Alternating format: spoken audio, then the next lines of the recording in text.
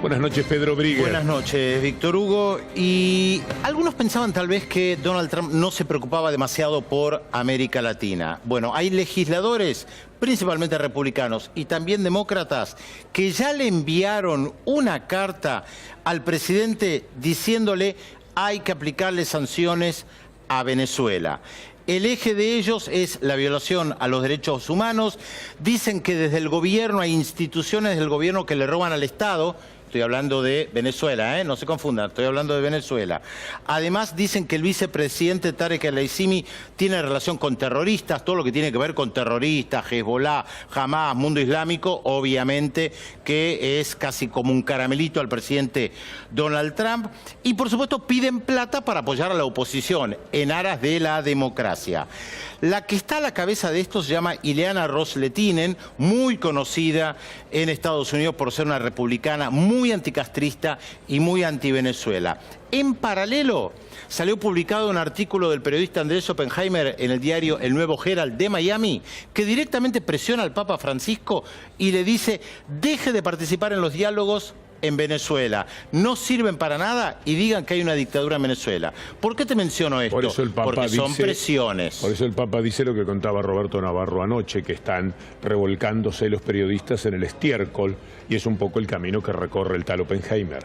Tal cual, mucha presión sobre el Vaticano, presión sobre Donald Trump. No se olvidaron de Venezuela, ni se olvidaron de los otros gobiernos progresistas en la región. Algo llamativo y que tiene que ver con Puerto Rico. Efectivamente, porque ustedes recordarán, hablábamos de Oscar López Rivera, que Barack Obama había determinado que para mayo lo iban a liberar. Sorpresivamente hoy lo enviaron a Puerto Rico. Digo sorpresivamente, ni la familia estaba al tanto, aterrizó hace minutos nada más en Puerto Rico, va a terminar de estar en la prisión hasta mayo, en principio en Puerto Rico, pero es una gran alegría. Recordemos que incluso Ricky Martin en su momento mandó una carta celebrando la liberación de Oscar López Rivera. Y si estamos en el Caribe, déjame mencionar también que hubo protestas en Dominica. Y ustedes dirán, ¿qué es Dominica? Es un pequeño país en el Caribe, apenas 70.000 habitantes, pero el primer ministro Roosevelt Skerrit pertenece al ALBA, al área de países del bolivarianos, donde está Venezuela.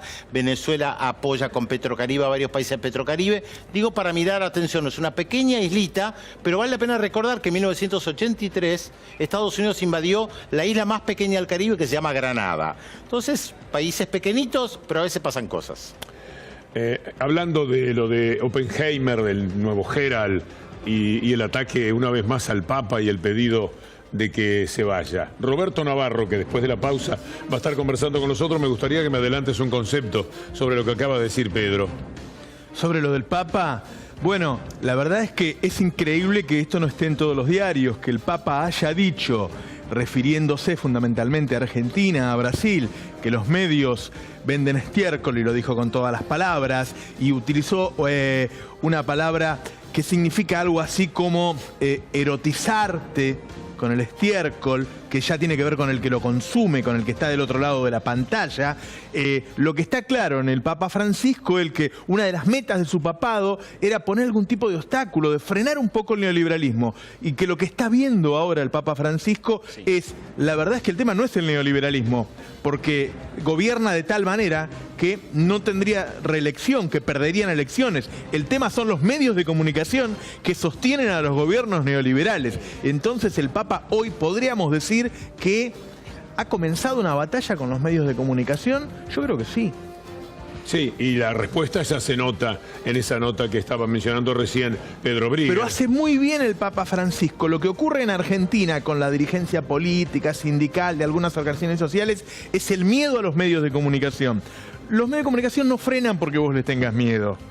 ¿Sí? Nunca. Entonces el Papa Francisco, bueno, vos tenés una enorme experiencia en eso, ¿sí? Bueno, el Papa Francisco, que es un hombre inteligente, se da cuenta que él tiene que dar la batalla y no temerle, aunque tenga que seguir aceptando notas como esa. Sí, a propósito, está Francisco, me dicen ahí. Siamo qui, Víctor Hugo, saluto a Navarro e a Briguer. Buonasera. Buonasera, saluti a tutti. E a chi mi vede al posto di diario, giornale, revisti, tutti coprofilia. Io hablé del pericolo della coprofilia en la informazione, si armò un scandalo e che anche al Papa cada tanto se le suelta la catena. Y no la de notizia precisamente, Víctor Hugo. Ahora el gobierno argentino se enoja conmigo porque entendieron que criticaba la profilia. No, signore, coprofilia e coprofagia ho detto io. Distorsionano tutto. Quando saca la encíclica Laudato Si, allá en la Argentina me la pubblicano Laudato Si, se puede. No, non è così.